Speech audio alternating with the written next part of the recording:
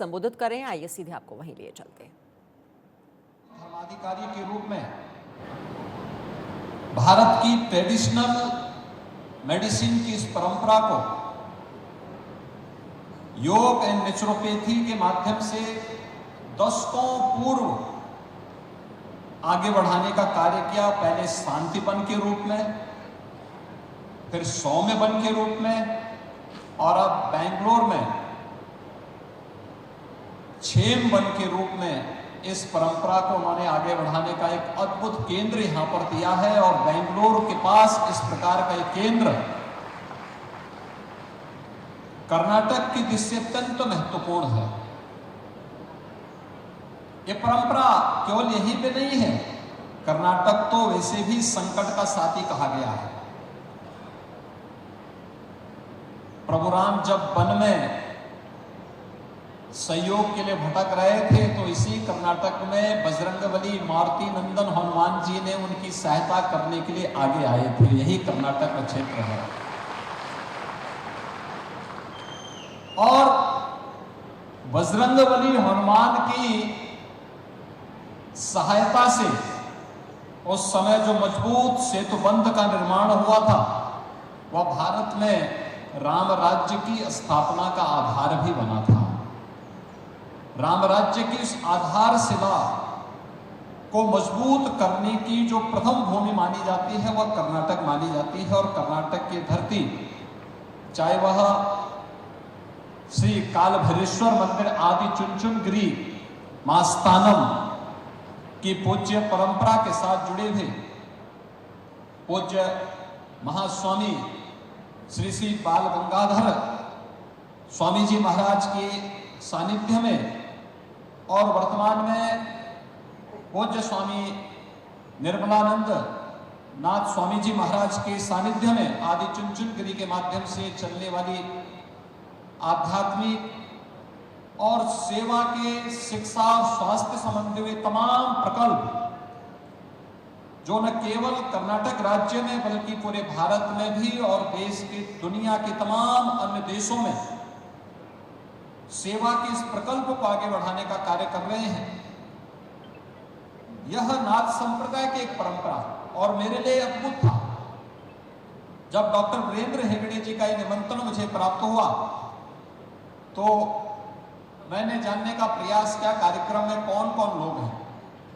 तो मुझे बताया गया कि इस कार्यक्रम को आशीर्वाद प्राप्त होगा स्वामी निर्मलानंद नाथ जी का, कर्नाटक के माननीय मुख्यमंत्री जी का और स्वयं डॉक्टर वीरेंद्र हेगड़े जी का सानिध्य प्राप्त होगा। तो मैंने कहा मैं भी एक योगी और स्वामी निर्मलानंद नाथ जी भी एक योगी। बोम्मई जी हमारे लोकप्रिय मुख्यमंत्री के रूप में और एक योगी के रूप में वह भी कर्नाटक की सेवा का काम कर रहे हैं। और जिस निश्चल भाव के साथ, जिस कर्मठता के साथ कर्नाटक की जनता की सेवा के लिए उन्होंने कार्य किया है वह अद्भुत है। और डॉक्टर वीरेंद्र हेगड़े जी श्री धर्मस्थल क्षेत्र के माध्यम से एक योगी के रूप में ही वे भी यहाँ पर कार्य करते हुए पूरे क्षेत्र में आध्यात्मिक शिक्षा और स्वास्थ्य के विभिन्न प्रकल्पों के साथ ही जिस प्रकार के समाज सेवा के अभियान के साथ जुड़े हुए हैं, यह अद्भुत संजोग है। और इसलिए जब मुझे इस प्रकार का अवसर मिला तो मैं अपने आप को रोक नहीं पाया। आज मैं आपके बीच में यहां पर आया हूं। मेरे लिए अवसर अत्यंत महत्वपूर्ण है भाइयों बहनों, इसलिए भी महत्वपूर्ण है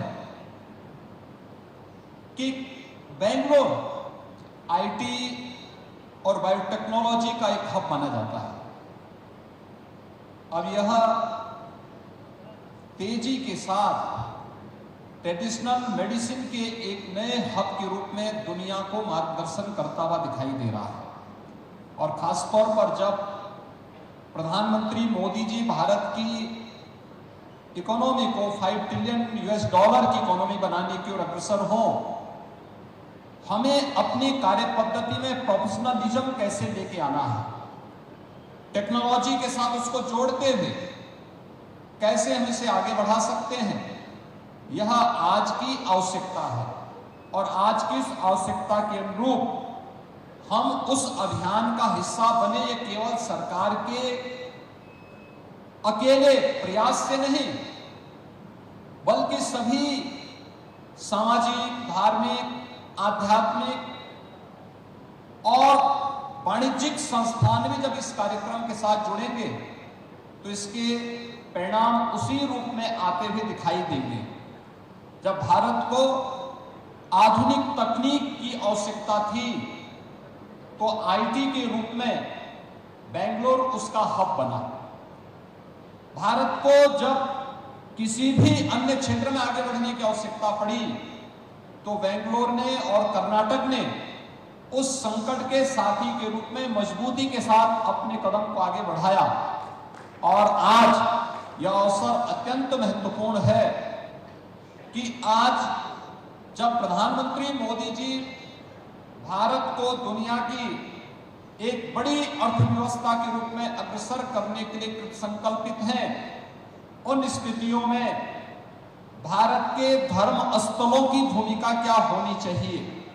तो बेंगलुरु के एसटीएम कैंपस में पहुंचे हुए हैं योगी आदित्यनाथ, और वहीं उत्तर प्रदेश में मुख्यमंत्री योगी आदित्यनाथ के ऑफिस की सुरक्षा बढ़ा दी गई है।